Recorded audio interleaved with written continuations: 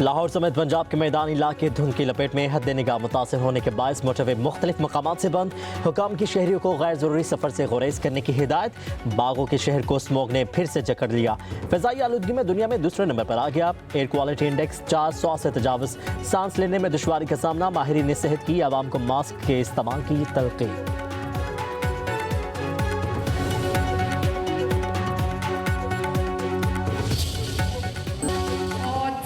के बाद नवाज शरीफ साहब का दौर जो 2017 में ख़त्म कर दिया गया, उसके बाद अब पाकिस्तान में अच्छी खबरें आने लगी हैं। मईशत जो डोल रही थी वो संभलने लगी है। बार बार ये खबर आती थी कि पाकिस्तान डिफ़ॉल्ट करने लगा है, पाकिस्तान जो है उसकी मईशत जो है वो डूब गई है।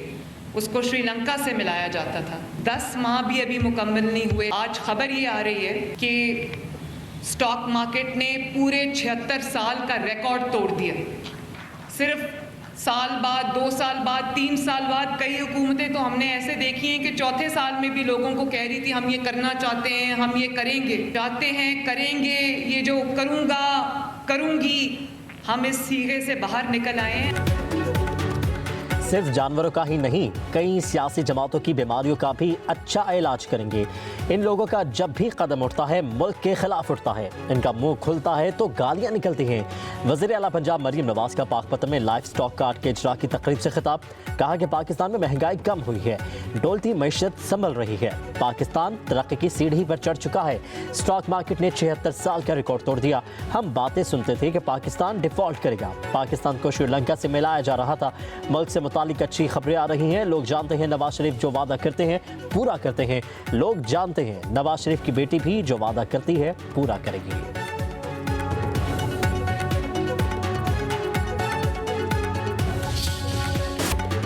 सुप्रीम कोर्ट ज्ञानी बेंच ने 9 मई के मखसूस मुल्जिमों के फौजी ट्रायल पर सवालात उठा दिए। जस्टिस मुसर्रत हिलाली ने कहा कौन सा केस मिलिट्री कोर्ट्स में चलेगा, कौन सा नहीं चलेगा, ये तफरीक कैसे की जाती है। सवाल ये नहीं कि मिलिट्री कोर्ट मौजूद है या नहीं, सवाल ये है कि इसका निफाज कहाँ है। जस्टिस जमाल खान मंदुखिल ने कहा किसी जुर्म पर कौन और कैसे तय करता है कि केस कहाँ जाएगा।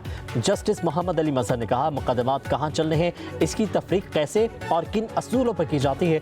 जस्टिस नईम अख्तर अफगान ने कहा 9 मई के वाक़यात में 103 मुल्जिमान के खिलाफ मिलिट्री कोर्ट्स में केस चला, बाकी केसेस इंसदाद दहशतगर्दी अदालतों में चल रहे हैं। ये तफरीक कैसे की गई है, कौन सा केस मिलिट्री कोर्ट में जाएगा, कौन सा केस इंसदाद दहशतगर्दी की अदालतों में जाएगा। जस्टिस हसन असहर रिजवी ने कहा GHQ पर हमला हुआ, वहाँ शहादतें हुई, कराची में तैयारा तबाह हुआ, अरबों रुपए का नुकसान हुआ। क्या ये वाक़यात इन वाक़यात से कम थे? इन दहशतगर्दों का ट्रायल ATC में हुआ, इनको मिलिट्री कोर्ट में क्यों नहीं भेजा गया? 9 मई मुल्जिमों के केस मिलिट्री कोर्ट्स में भेजने का डिस्ट्रिक्ट कोर्ट का ऑर्डर तलब। जस्टिस नईम अख्तर अफगान ने कहा कि ATC का ऑर्डर दिखाएं जहां 103 मुल्जिमान को मिलिट्री कोर्ट भेजा गया। जस्टिस हसन अजहर रिजवी ने रिमार्क्स दिए तैयारा साजिश केस में एक आर्मी चीफ के जहाज को हाईजैक करने की कोशिश की गई। जस्टिस जमाल खान मंदुखिल ने कहा वो महज इल्जाम था। दौरान समात भारतीय जासूस कुलभूषण यादव केस का तस्करा। जस्टिस मोहम्मद अली मसर ने रिमार्क्स दिए क्या कुलभूषण यादव जैसे मुल्क दुश्मन जासूस का केस मिलिट्री कोर्ट्स में चल सकता है। वजारत दिफा के वकील ख्वाजा हारिस ने दलाल दिए मुल्क दुश्मन जासूस का मिलिट्री कोर्ट्स में ट्रायल नहीं चल सकता।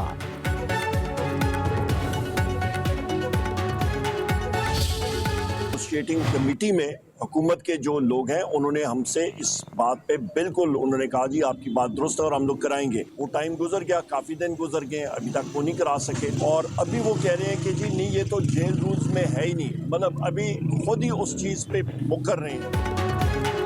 PTI रहनुमाओं को बानी से मुलाकात का इंतजार। अपोजिशन लीडर उमर अयूब का कहना है बानी PTI से मुलाकात नहीं करवाई जा रही, हुकूमत अपनी बात से मुकर रही है। हमें बताया गया कि मुलाकात कराना जेल मैनुअल में शामिल नहीं। अगर हुकूमत वाकई इख्तियार रखती है तो बानी PTI से मुलाकात करवाए। 9 मई 26 नवंबर पर जुडिशल कमीशन का क़याम और कारकुनों की रिहाई हमारे मुतालिबात में शामिल है।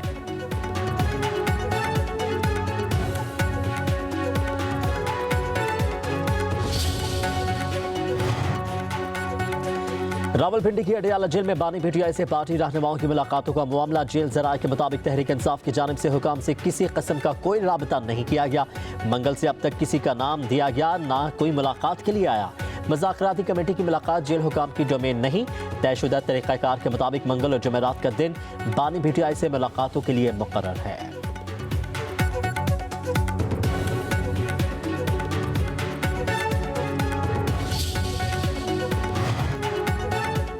जलसे मुलतवी कराने के लिए जेल के दरवाजे खुलते हैं तो अब क्यों नहीं? हुकूमत बानी से एक मुलाकात नहीं करा सकी, हमारे मुतालिबात पर अमल दरामद कैसे कराएगी? पीटीआई रहनुमा शेख वकास अकरम कहते हैं बानी को जेल में मिलने वाली सहूलियात से मुतालिक झूठ बोला जा रहा है, इन्हें दहशतगर्दों के डेथ सेल में रखा गया है, अखबारात टीवी की सहूलियात मुयसर नहीं है। बानी ने कहा कि जिन लोगों ने ज्यादतियां की इन्हें माफ करता हूँ। बोले हम पर बैकडोर राबितों का इल्जाम लगाया जाता है, कौम के पास ऐसे शोशे सुनने का वक्त नहीं है।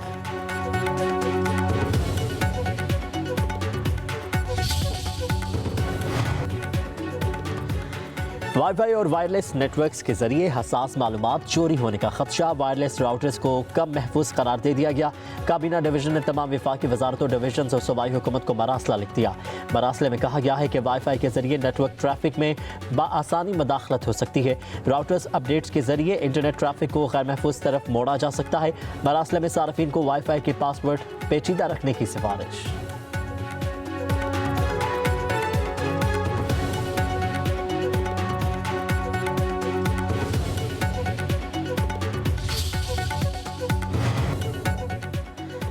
मुल्क भर में इंटरनेट की सुस्त रफ्तारी बरकरार, पीटीआई का बैंडविथ बढ़ाने का अमल भी रायगा। एलामिया के मुताबिक इंटरनेट बैंडविथ में इजाफा किया, बैंडविथ बढ़ाने के बावजूद इंटरनेट रफ्तार तेज नहीं होगी।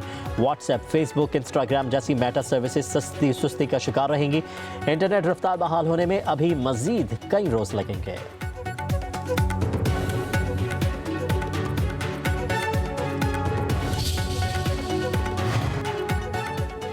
जब मैं कोई गलत काम ही नहीं कर रहा तो क्यों डरूं? आगे बढ़ने के लिए खौफ का बुत तोड़ना पड़ेगा। वज़ीर आला खैबर पख्तूनख्वा अली गंडापुर का पेशावर में तकरीब से खिताब, कहा कि नैब वाले करप्शन की बात करते हैं तो तनख्वाह किस चीज़ के लिए रहे हैं? लोग डरे बगैर अपना काम करें। हमने मुल्क को आगे लेकर जाना है, हमें अजीम कौम बनकर दिखाना है। हर महकमा खसारे में जा रहा है। पाकिस्तान की आबादी बढ़ गई, अपनी बादशाहत कायम रखने के लिए नए सूबे नहीं बनाए गए। इंतजामी यूनिट्स बढ़ाने से 90% मसाइल हल होंगे।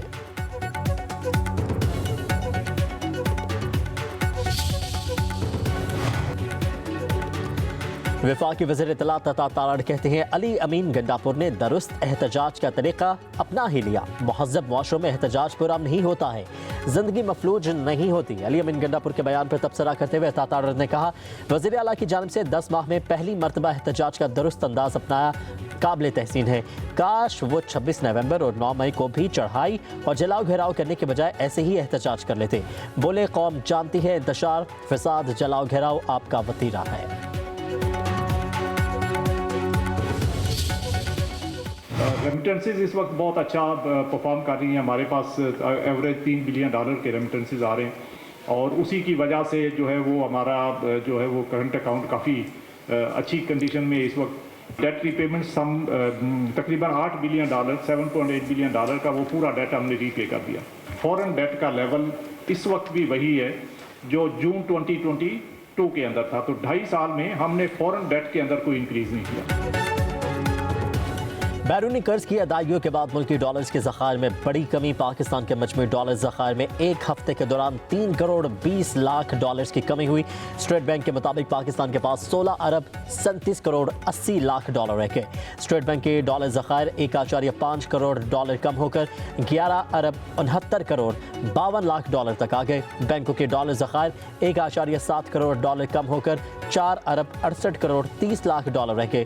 Governor state bank Jameel Ahmed कहते हैं नई मॉनेटरी पॉलिसी जनवरी में ही जारी होगी, खत्मी तारीख का फैसला कल तक कर लिया जाएगा।